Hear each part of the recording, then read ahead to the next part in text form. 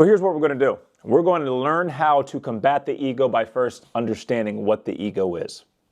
A lot of times we use this term called the ego, but we don't get taught what it is. So now we're using words to identify something that we don't really have an understanding of. It's like you saying that you're eating a hot dog, but you don't even know what a hot dog is. So let's first understand some of the characteristics of this thing that we call the ego. This ego operates on the mental plane. And what I mean by that is we're simultaneously living on three different planes of existence, three different planes of awareness: the spiritual plane, the mental plane, the physical plane. The only difference between the three planes is their vibration. So the spiritual plane, imagine it's vibrating so quickly that we cannot perceive it. And the same goes on the mental plane. But then on the physical plane, the vibration is slower, so which is why we're able to perceive it with the five senses. The key is understanding that we were supposed to have a top-down life. We were supposed to live from the top down, meaning our awareness was on the spiritual plane, so then we could govern the mental plane, and then we could carry it out on the physical plane. For most of us, and why we have so much suffering as humans, it's because our awareness is on the physical plane, and maybe we'll make it to the mental plane, and we never have a spiritual understanding or a spiritual awareness of what we actually are. So I say this because it's vital that we understand that it's spirit, mind, body. It's not mind, body, spirit. It's not body, mind, and spirit. It is spirit, mind, body. We are moving from the highest vibration down into the lowest vibration. So spirit, which is the non-physical part of you, also called consciousness, being, essence of life, whatever you want to refer to it as, this is what all things and everything is. This is the one thing. It is just consciousness. It is just awareness.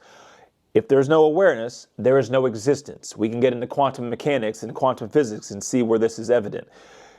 Through the dual slit experiment, we see that these particles, light, energy, behave differently when there is an observer, when there is awareness behind it. Where attention goes, energy flows. So it's about us understanding that all we are is pure awareness.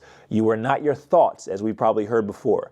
You are the awareness that is aware of the thoughts. You are not your body. You are the awareness that is aware of the body. Sometimes we refer to this as the I am. This is what you actually are. So, from the people that I deal with and also my own life, I see that a great deal of suffering is taking place because we're identifying with our mind. We're identifying with our thoughts. Our identity is rooted in our identities. But these identities are only taking place on the mental plane. And the reason why is because the spirit, the non-physical part of you, is having a physical experience. So there has to be some type of identity around thoughts so it can have this physical experience. The unfortunate part is that we really believe that we are our thoughts. We really believe that we are our beliefs, our identities. We are none of these things. So now, we understand that we're not our thoughts.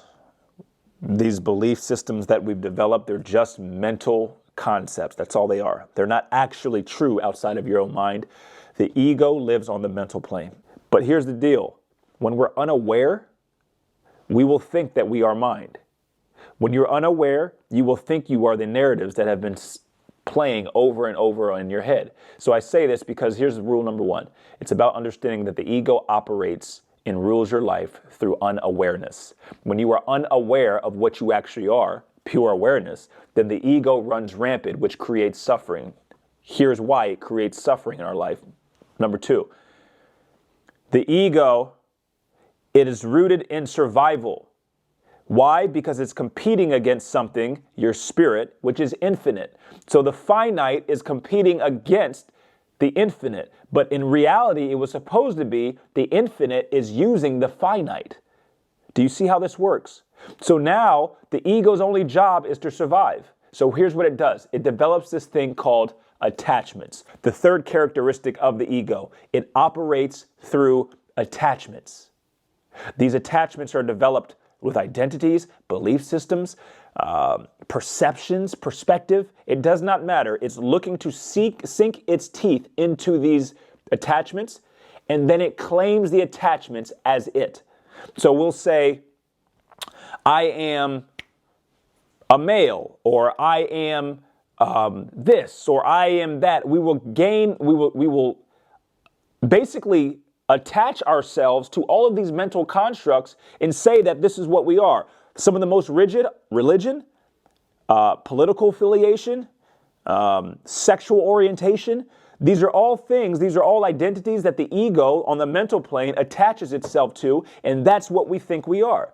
So you will fight tooth and nail against somebody who goes against what you believe you were, whether it's your belief system, whether it's your political preference, whatever it is.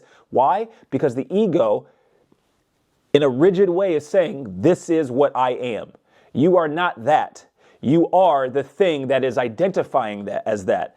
Completely different energy. So I say this to you as getting you to understand and really truly comprehend that everything in your life is nothing more than a set of beliefs. But your beliefs can change like that. But the ego wants to make you think that your beliefs are rigid and that is what you were. They were just mental attachments that the mind had created so it had a reason to survive. When it has an identity, that means that it's alive. That's all it was. So now we understand that, and now we have an awareness. We can start to use the mind as a tool in this physical experience. Otherwise, the mind will run rampant.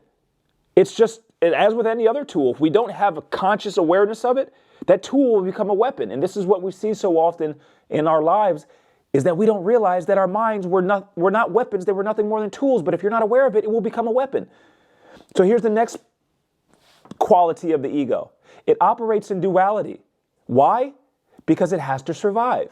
So it will never say that it's equal to somebody. This is the nature of the spirit. The spirit recognizes unity. It sees one in everything. Universe. It does not see separation between anyone, which is why we say God is love. God is nothing more than spirit, awareness, consciousness. So here's what happens. Love is the recognition that everything is one thing. But here's what the ego does. The ego is rooted in duality.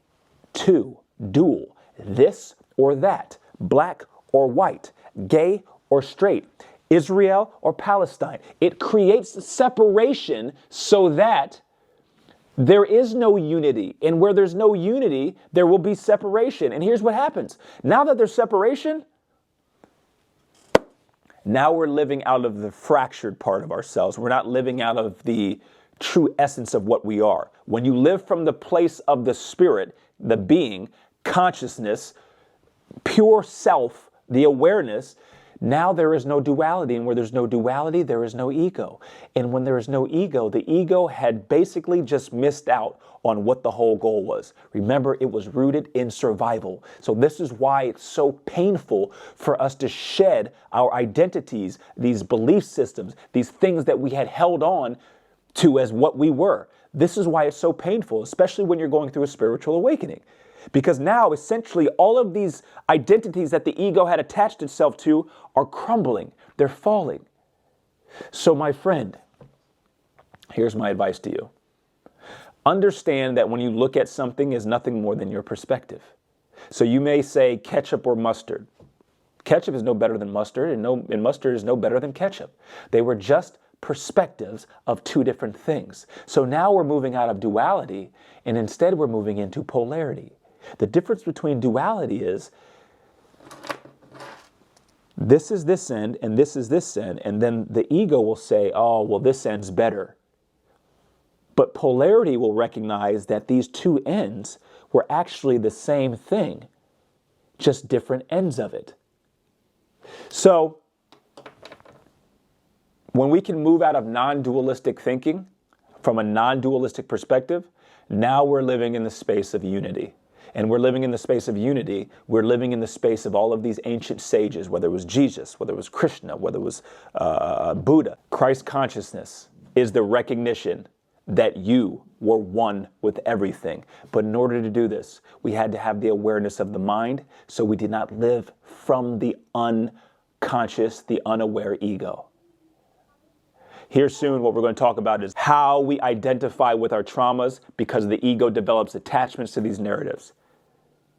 Watch this video, share it with somebody, and bring awareness to your ego. Bring awareness to all of your beliefs, all of your values, and ask yourself this: is this my belief, or is this what somebody else has put on me? Whether it's my parents, whether it's my society, whether it's my culture, whether it's my religion, whatever it is, so you can have a better understanding of your mind, also known as your ego. And when you get to this level of awareness of understanding it, now you can start to use it as a tool instead of it using you as a weapon.